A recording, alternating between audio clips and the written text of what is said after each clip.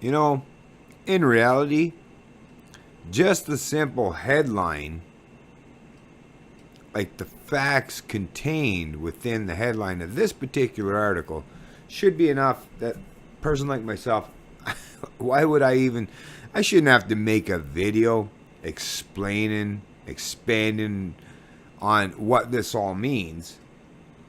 But I have to. And the reason why I have to is because even though the media in this country, the news outlets, the propagandists, even though it is their job, their duty to report on this stuff, which so they have to, right? Because I mean, if they didn't, I mean, yeah, think about how quick they would just cease to exist. The problem is they will, as you're seeing now, report on these things. But the problem is the after effect, right? Or the afterthoughts.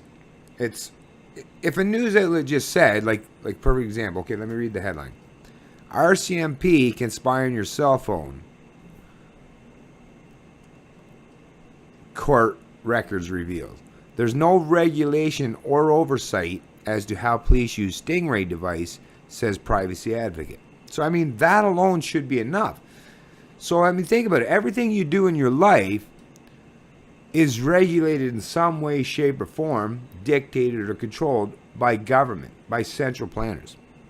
But as we see all the time and time again, whether it's those in law enforcement or politicians, senators, anyone that's part of the, teachers unions, cronies, no, none of them are ever held to account. But you people know, all of the rest of the people, the normal Canadians, realize that everything you do, if you're caught and you don't have a good sales pitch or excuse to offer, that you're penalized and punished constantly for even the most minor discretions against the edicts of the state. But here we go. RCMP can spy on your cell phone. Like, I mean, think about that. What it is, I mean, these Stingray devices, and I mean, people like myself have been talking and reporting on this stuff. Libertarians and people that actually espouse and promote civil liberties, proper civil liberties, have been talking about this stuff for so long that a lot of us, we get tired of repeating all the time. But we recognize that most sheeple, the masses, sorry I have to call you that, I mean, well, the people that are, but for some reason you need your political overlords or your media pundits to tell you the truth before you accept that, right? Whatever. I mean, that's the power of propaganda. That's the power of the state, where they tell you, like, that the only people you should trust information from is your media folks and personalities. But in reality, it couldn't be any further from the truth. But I mean, if there's no regulation or oversight, and police, as we know, I mean, they're even admitting this in this article because, well, it's because of a judge. Like I say, judges are human beings, so there are a few of them out there that will stand up every once in a while. They might not even do it on a regular basis, but every once in a while, if they have, guilty conscience or a change of heart or something hits them personally, they might stand up for the good guy, the little guy, right? Once in a while. And that will happen. Humans are, individuals. So these things can happen, and this has happened. And this obviously was one of those judges that has said, no, we're not going to hide and squash the publication ban, because the prosecutors and everyone in this case were saying, oh, no, don't tell them how we do all this stuff. No, you can't let the public know. But the judge said, listen, no, the public needs to know. And he lifted the publication ban, and that's why we're getting this information today. If it wasn't for the judge, well, the media would still be spinning it to whatever way they want to suit it to their particular narrative and whatever suits their fancy. But because he did, now the media they're basically being forced to reveal some truth, although they'll try to spin it in any way, shape, or form that they can to alleviate the potential ramification and consequences for just the revelation of what this all means. But what they're saying is police can set up a Stingray device. Let's say, if you live in Toronto area or Vancouver or Montreal or any of these major urban centers, if a police sets up a Stingray device, and even if they pretend that they're using it to capture a criminal or a terrorist or whatever bullshit thing they're trying to tell you, right? But it can reach up to, maybe a couple, 2-3 miles, let's say, right? That's what they're suggesting.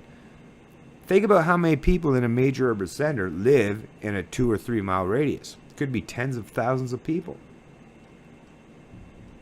So they're being able to collect, these things, and that's the thing, they're not just collecting your metadata, they can listen to your conversations and everything, as will be revealed once I start reading through this article.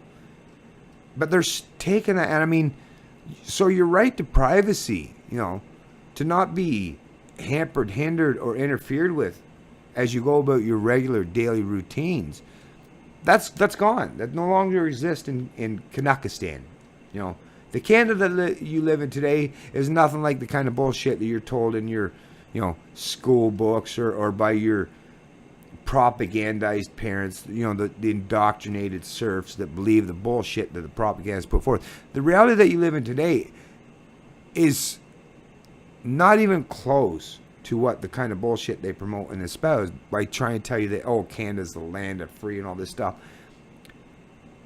The only way they can spew that stuff is if you're a good little servant. Like, if you're a good slave to the state, then things probably seem okay. But it's only because you're willing to accept being a good, obedient slave to the state. The minute you're unwilling to accept that or step outside those bounds, that is the exact time that you will experience and understand that there is no such thing as genuine freedom in this country. Your only freedom is to live within the confines, the barbed wire fences that the statists, that the propagandists, that the politicians, that the control freaks and sociopaths erected around you. If you stay within those boundaries, then you might have the illusion of having some kind of semblance of freedom. But the minute you try to escape those boundaries, the proof is always there. So the people of you that watch this video and say like, that's bullshit, Ben. Anything you say, that's bullshit. Look, I feel completely free. If you feel completely free in this Canada and you don't, or in this country, and you don't feel the heavy hand of the state, all you're really doing, all you're really acknowledging is that you're a good little serf or slave to the ruling classes. And if that's the case, then just shut the fuck up, man. Because the rest of us that don't really give a shit about listening to you fucking slaves.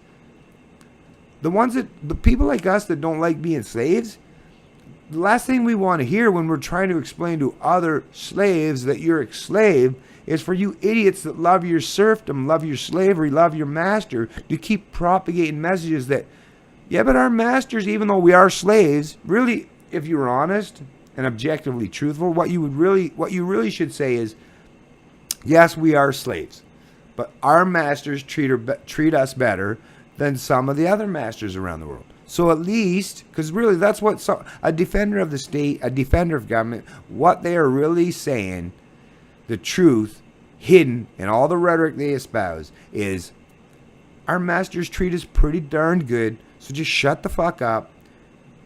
Don't rock the boat, because they might treat us worse. Or we might get some master that will treat us worse. So shh. Don't rock the boat. This master, he might have temper tantrums once in a while, or she, right? Actually, in this modern world, very much, more than likely, it probably is a she, actually, in this modern world today. Look in Canada. Politicians, if you think about it, the ones that are controlling them, whether it's provinces or the federal government, Trudeau may be male, but he's a self-admitted feminist, so male, female, like I said. No matter what your political master, male or female, just because you think there's worse masters out there is no reason to accept having a master in the first place. Anyways, let me get to this article because it's very important. But like the article says, there's no oversight as to how police use Stingray devices. No oversight. So think about it. You don't think they're having a fucking field day? A pile of fun? It's a new tool at their disposal that they can use think about how devious. Even if they're caught, even if the time comes, those very few circumstances and incidents, and we've seen them, reported on a sparse basis, but every once in a while you see it come up. But how many times are they actually penalized or punished for doing so?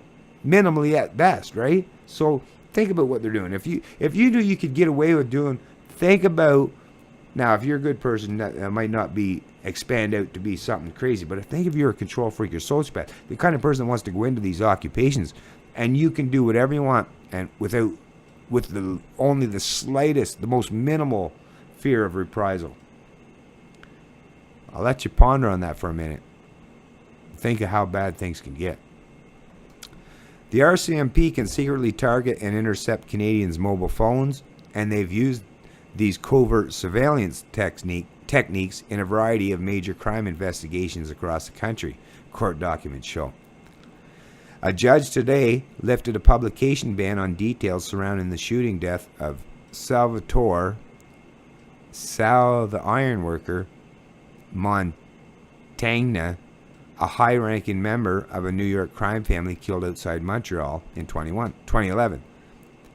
Court records in the Montreal area case show that Mounties used wireless signal catchers to target suspects' BlackBerries. They used that information to intercept and unscramble BlackBerry pin-to-pin messages as part of a huge organized crime investigation that this spring resulted in the conviction of alleged mobsters in a murder conspiracy. The media can now report that the RCMP has a covert intercept unit that has been relying on mobile device interceptors to identify smartphones, the court record states. Now, I think it's expanded upon further down the article, but I'll just say, there was an article that I posted on my Facebook page, might have even shared on my Twitter page, about how it's been revealed that BlackBerry has been totally happy, gung-ho, talk about even like kicking ass, and they're just seemingly promoting and excited about helping police, and not just in Canada and other countries, but all around the world. To working with law enforcement or governments to invade on the privacy of their customers, of the people that trusted them and their devices, right? Think about it. If you sign a contract with a company such as BlackBerry, or you have a phone with them, it's implied that they're supposed to protect your privacy. You're the customer. You're the ones that's making that company even viable. But yet they're, as soon as you do that, they're like, thanks for the money, sucker. But they're selling you up the river to the government. Whether you're good, bad, or anywhere in between, they've given the master key, like Tim Cook that said, no, hell no. Good for Tim Cook that said, no, I'm not going to give you the encryption key. The guy's probably willing to even go to jail to stand up for what is right. But, the BlackBerry folks, which is why I'm actually quite happy and thankful that BlackBerry's gone the way of the dodo bird down the shitter, because, we're being shown and proven that, corporations and government working together to screw and sell out or invade on the privacy of the general masses of the population or their customer base. That is fascism. I know that word gets tossed around a pile of shit, but think about it. Government and corporations working together to screw over the people or the masses or the public or their customer base. How much more fascist can you get? If that don't meet the description, the criteria of fascism, well, what the hell does? I asked you that. Especially the lefties that seem to hate corporations. Like, even if you want to protect your state overlords, they're working with these corporations. Aren't you the ones that hate corporations? So what? But you're going to give your government overlords a pass and what? Maybe blame BlackBerry? Just come on, man. Give it all a rest, will you? Many Canadian civil rights advocacy groups have expressed concerns about such devices known as Stingrays, or IMSI catchers, and have tried to find out whether Canadian police forces are using them. The devices, which mimic cell phone towers, trick nearby phones into connecting.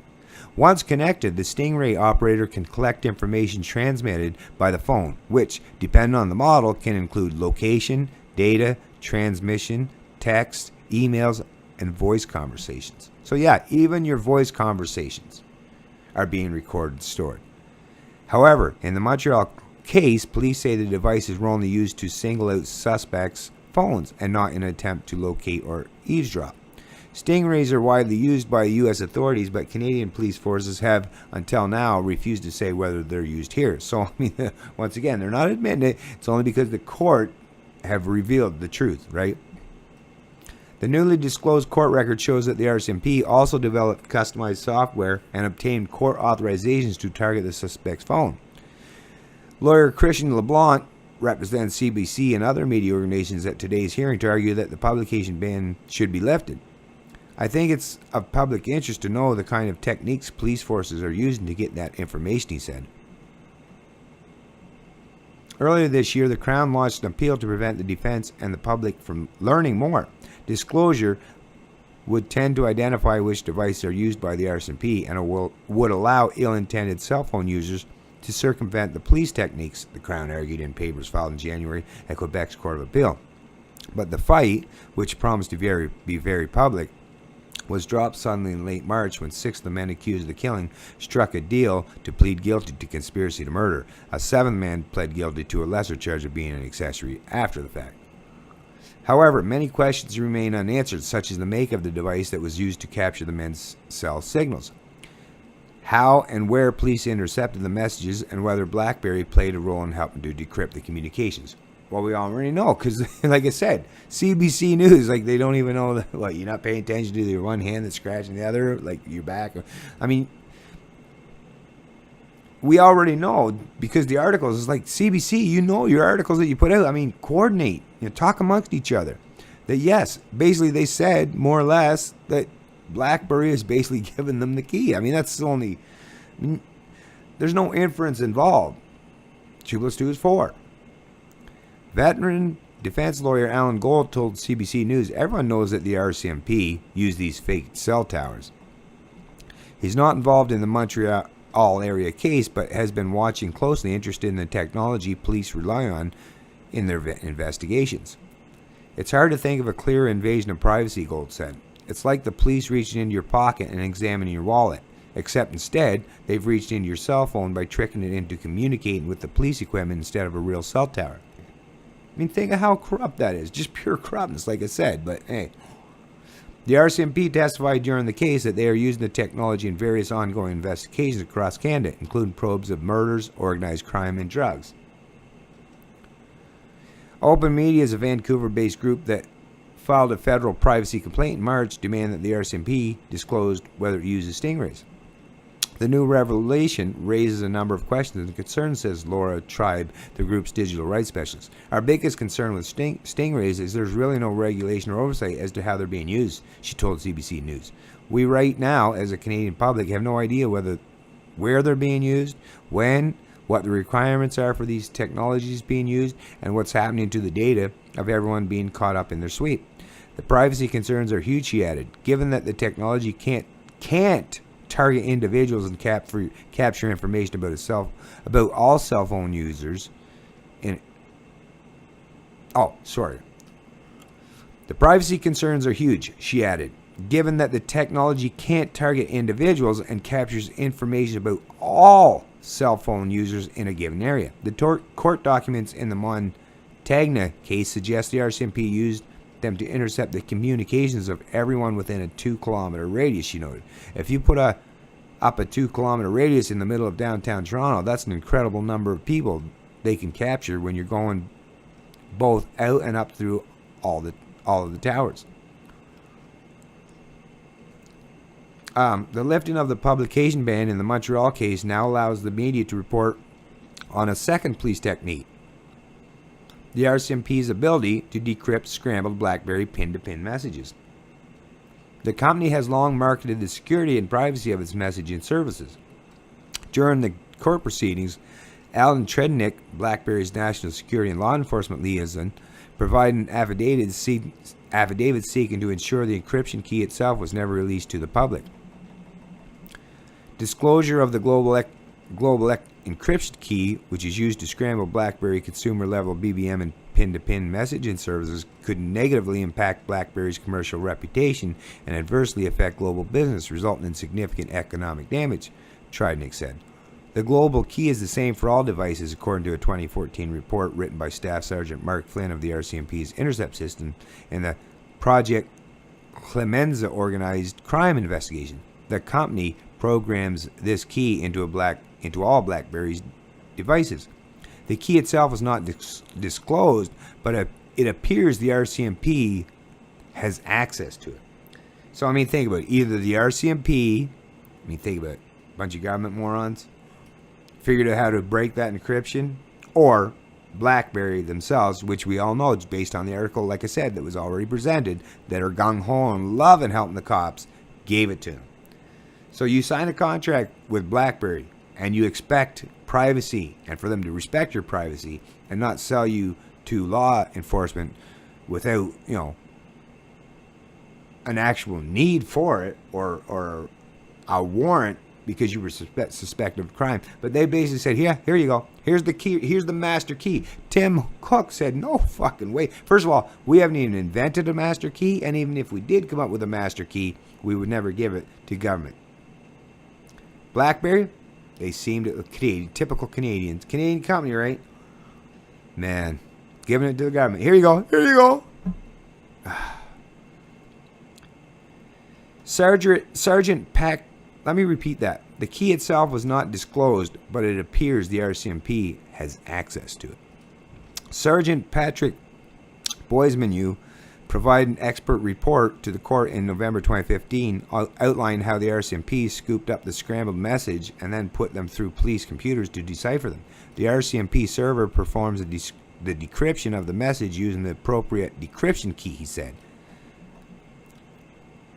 Both BlackBerry and the RCMP have refused to comment on how the RCMP obtained access to the key or on whether BlackBerry assisted. I mean, mom's the word, but you know how the truth is that, of course, you know damn well that's exactly how it played it, right?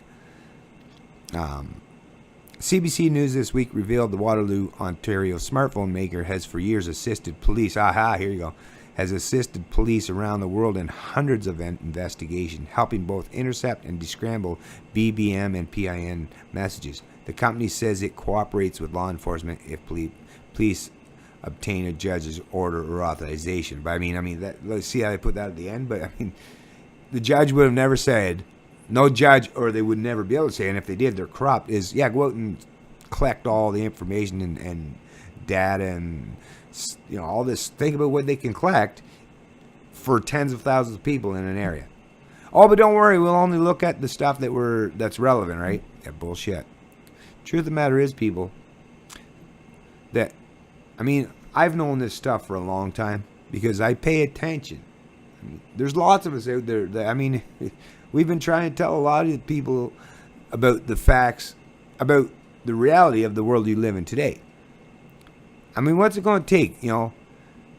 Years, decades? How long is it going to take? How much time has to go by in the information age before you realize that if you're proactive, you can learn this stuff pretty quickly, and you don't have to wait for propagandists in the media to finally reveal the truth just because they're forced to do so, right?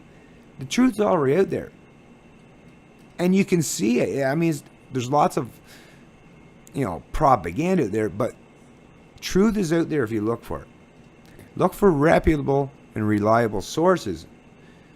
And of course, even when you do find a reputable and reliable sources, always use lots of confirmation. Don't ever just accept anything they present. I don't even to this day. There's lots of people I trust almost fully, but I still verify to make sure that I'm not just falling for bullshit or propaganda because I trust the source. No. Even if I trust the source, I look to verify. But the information is out there that you can verify and prove that this kind of stuff it's been widely known. Edward Snowden pretty much gave us all the information we need to understand the kind of shit that governments are doing. Law enforcement, central planners are all around the world. The Five Eyes, Canada, the US, New Zealand, Australia, and the UK. They're some of the worst ones in the world as far as in the Western Hemisphere, as far as invading your privacy and, acting in manners that are just so immoral and not ethical. It's even you go think back in the old days of, like I say, whether it was the Germans or the Italians or the Russians or even the people, the biggest control freaks on the planet throughout history they'd be salivating, they'd be drooling at the very prospect, the very concept of having this kind of technology at their disposal. The control freaks in our countries have access to amazing capabilities to control, manipulate, dictate, propagandize, and influence your mind. It's up to you to have that willingness to think outside the box, to recognize that reality, and do your best to educate and inform yourself in what we've got to do, what we must do to escape this conundrum. It's Canadian Libertarian, and I love liberty.